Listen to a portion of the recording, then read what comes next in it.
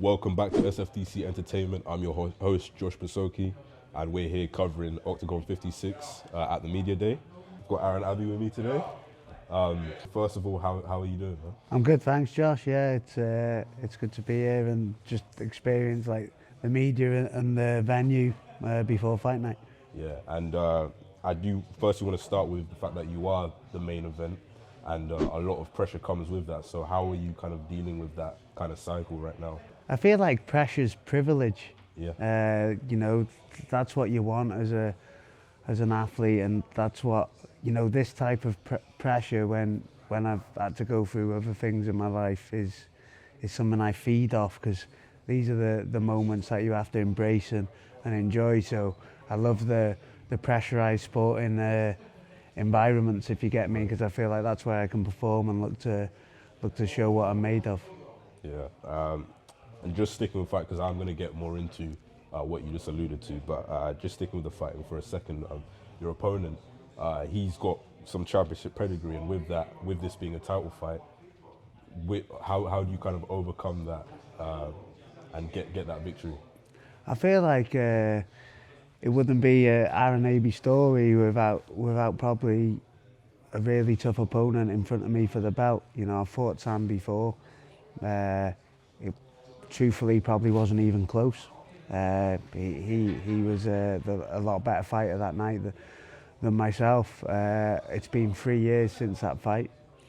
Have I closed the gap? Yes. Have I closed it enough? Only time will tell. But again, these are the moments that you can really do something special with. I wouldn't want it any other way.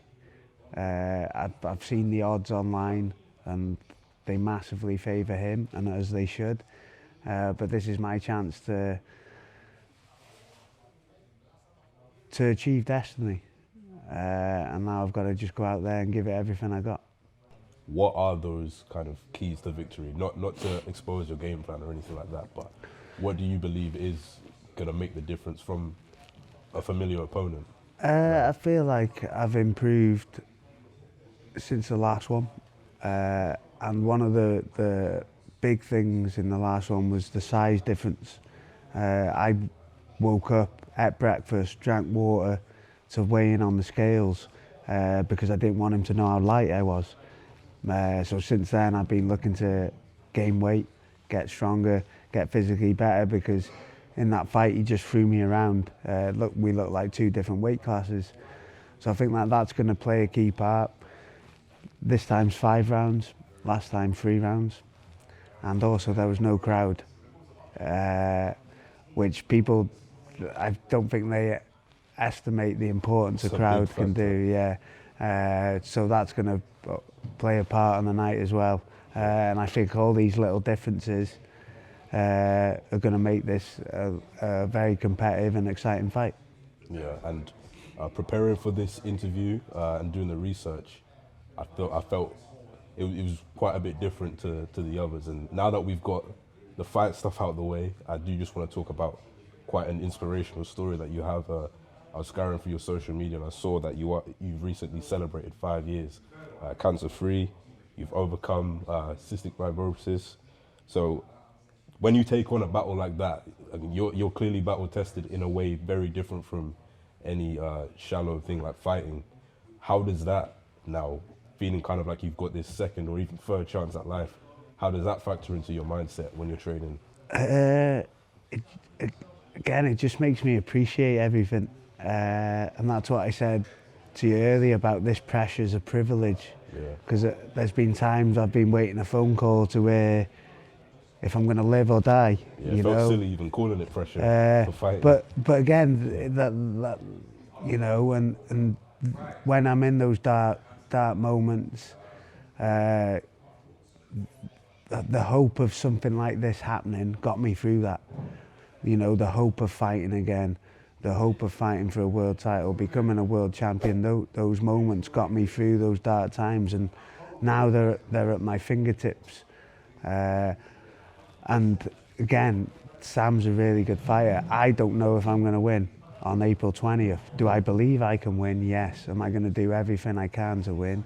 Yes. but I just got to make sure I enjoy it, I appreciate it, because I've been in dark places before.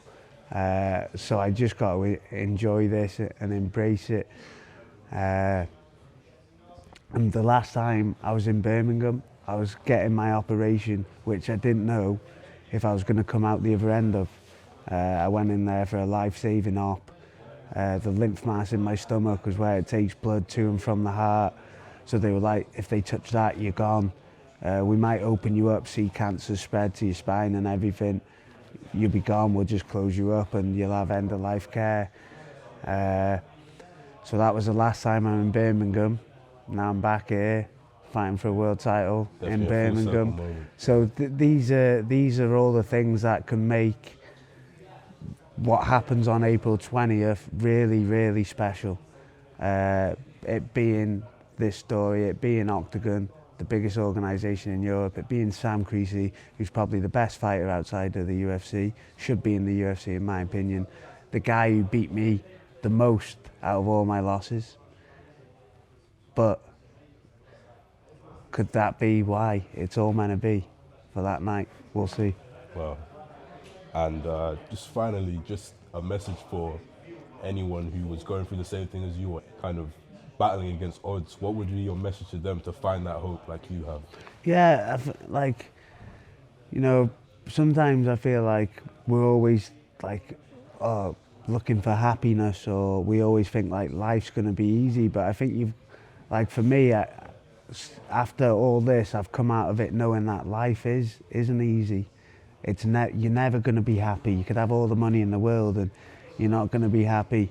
You know, I could win this world title and I'm still not going to be happy. But for me, it's finding hope and a purpose that you're passionate about. And having that hope in the dark times where you don't know if you're going to come out at the end of it can get you through stuff. And also having that ability to fight.